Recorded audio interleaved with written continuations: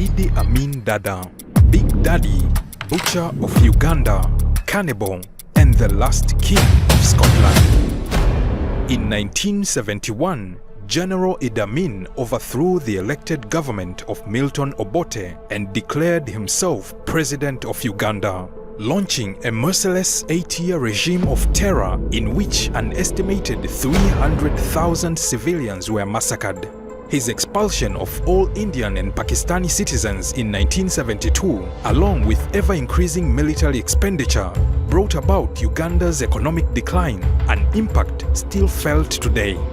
But by 1979, the despot's reign of terror ended abruptly as Ugandan exiles and Tanzanian military seized control of the capital of Kampala, forcing Amin to scarper.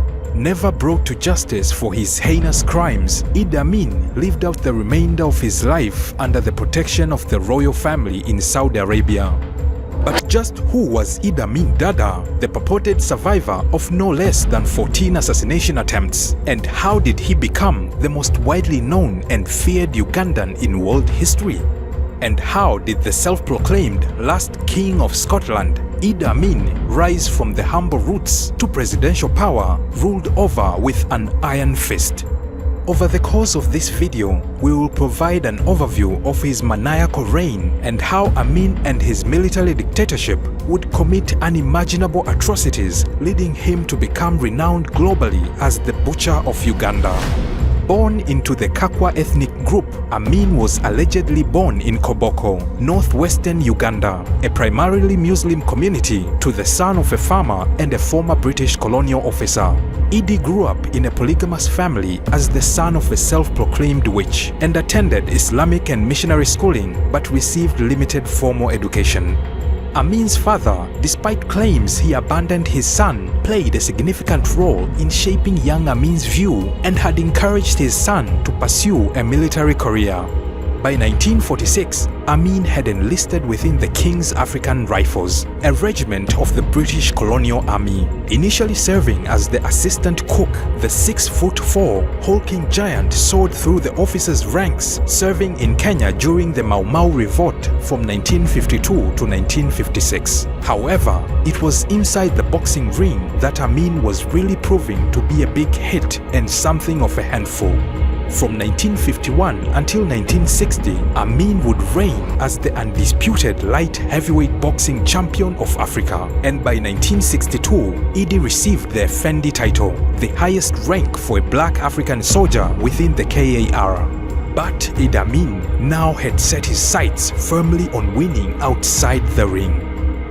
1962 would be a transformative year for Uganda. On October 9th, the nation's first prime minister would assume control of the newly independent country over 70 years after the country had fallen under British rule.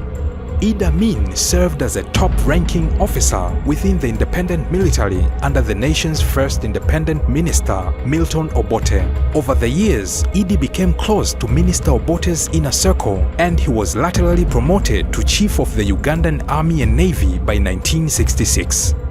And so, just how did the relationship sour between Obote and Amin, and what led to the military coup unfolding?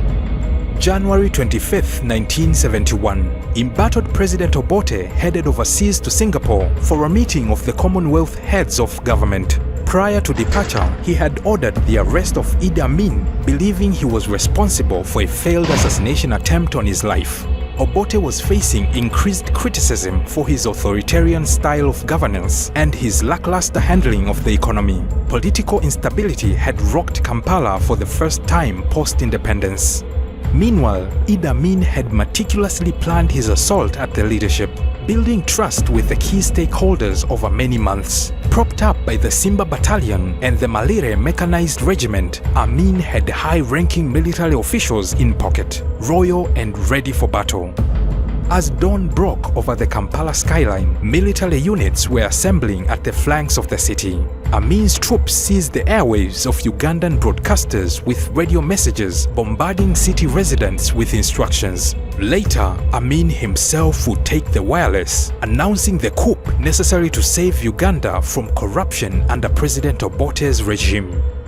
an irate Obote tried to return from Singapore to fight the coup, but would be suppressed by Uganda's neighboring countries, fearful of bloodshed spilling over into their territories. Obote would go on to resettle in Tanzania. His government was overthrown. Amin greeted his ascent to power by dancing in the streets of Kampala with jubilant locals, posing for pictures and ceremonially taking part in traditional dances. Whilst the coup and change of ruler initially brought optimism amongst many Ugandans, it would not be long before Amin's bizarre behavior and brutal actions resulted in the deaths of thousands of ordinary civilians, and Western media and governments labeling Amin as the butcher of Uganda. So, how did it all go wrong? The now infamous Amin's butcher boys rose to the prominence, with these enforcers accused of committing heinous crimes including torture, theft and murder. Over 6,000 soldiers loyal to former Minister Obote were reportedly slayed, with prominent politician and Chief Justice Benedicto Kiwanuka and Anglican Archbishop Janani Kuwaka executed. Meanwhile, outside the political sphere, Amin, or Big Daddy as he wished to be known, fathered dozens of children to no less than 5 wives. The notoriety of President Amin would only grow further amid claims he was a cannibal who feasted on the bodies of those he executed, and that he fed his pet crocodiles the rotting corpse of others. However, it was Amin's decision to expel the entire Asian population of Uganda amidst claims that they were controlling the local economy for their own ends that would sow the seeds for his own demise. The decision was a spectacular own goal. Whilst Amin had seemed to have little issue with purging officials within his military and government ranks, this xenophobic decision would be economically savage for Uganda.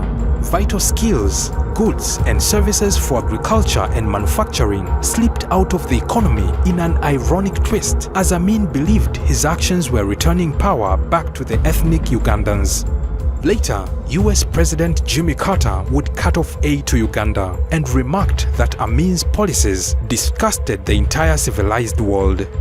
Many years later, former UK Foreign Secretary Lord Owen, speaking on a BBC broadcast in August 2003, would even confess he had put forward a motion to suggest the then British government should assassinate Idi Amin during his reign as Prime Minister.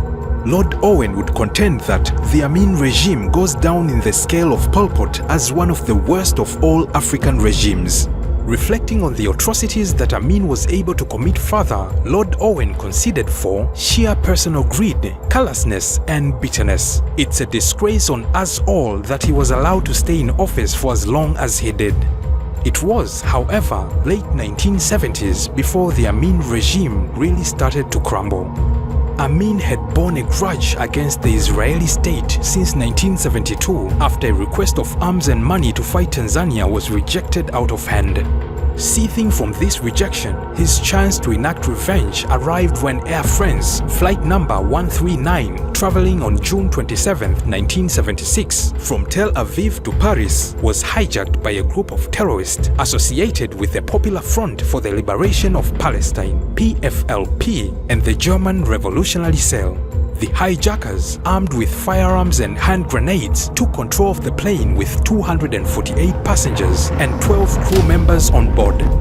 After the hijacking, the terrorists diverted the planes to refuel and negotiate with the Israeli authorities from locations including Beirut in Lebanon and Benghazi, Libya.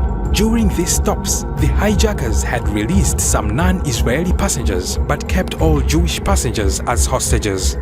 Knowingly sympathetic to the Palestinian cause, Idi Amin then opted to provide refuge for the hijackers, and so Entebbe Airport on Ugandan soil would become the center of a bloody international hostage situation. Over 100 hostages were locked into the terminal building and held at gunpoint. As diplomatic efforts and negotiation tactics faltered, the Palestinians sought release of prisoners held in Israel as a trade-off. But back in Tel Aviv, Colonel Yonatan Netanyahu, the elder brother of future Israeli Prime Minister Benjamin Netanyahu, and his fellow Israeli Defense Forces officers had decided on an audacious plan to rescue the hostages. 7 days after the hijack on July 4, 1976, Israeli commandos, disguised as Ugandan soldiers and driving vehicles resembling those used by Idi Amin's entourage, stormed Entebbe airport. 3 hostages, 1 Israeli soldier and several Ugandan soldiers and Palestinian hijackers would be killed in the raid. Minister Amin, who initially had supported the hijackers, later claimed to have been unaware of the rescue operation until it was underway. Amin would further incense the Israelis by ordering the expulsion of all Israeli nationals from Uganda after the Entebbe airport raid. But fast forward to October 27, 1978, and the self-confessed the last King of Scotland's bloody rule was to face his biggest battle. Amin's erratic behavior escalated amidst a long-standing territorial dispute with Tanzania over the Ilemi Triangle in northwest Tanzania. Amin's close allies were dwindling, and Ugandan troops had defected across the border in mutiny to join forces in Tanzania. Amin would proclaim this was orchestrated by then Tanzanian President Julius Nyerere as he sought to provoke unrest. Coupled with flagging popularity at home as his tenure crumbled, Amin believed that by capturing and annexing parts of Tanzania, particularly the Kagera region, he could secure additional resources, including agricultural land. This, he believed, would compensate for the economic losses resulting from the expulsion of the Asians. Ultimately, full-scale war would erupt with thousands of soldiers, civilians, and children killed. The war ravaged for 6 months until Kampala was recaptured on 11th April 1979. Entebbe airport would even be partially destroyed after it was seized by the Tanzanian forces. Idi Amin would go into hiding, initially seeking refuge with Muammar Gaddafi before eventually fleeing into exile in Saudi Arabia. Amin would die in August of 2003 after a long illness, and unable to return to Uganda in event criminal charges were brought against him. Idi Amin Dada will be remembered in the annals of history by many as a despot, a wicked perpetrator of genocide, and the slaughter of his fellow countrymen. The fall of Idi Amin restored peace to a region blighted by troubles and instilled a new political era in Uganda. But Amin coveted his own self-proclaimed titles fondly. His Excellency, President of Uganda, President for Life, Field Marshal Al-Haji, Dr. Idi Amin, Lord of all the beasts of earth and fishes of the sea, and conqueror of the British Empire in Africa, and of course, the last King of Scotland. Amin was an enigmatic leader, a complex character despised by the West but with retained popularity in certain quarters to this day. Did you enjoy the video? And what did you think of the life and times of the controversial Idi Amin? Like, comment, share, and please subscribe for weekly videos below.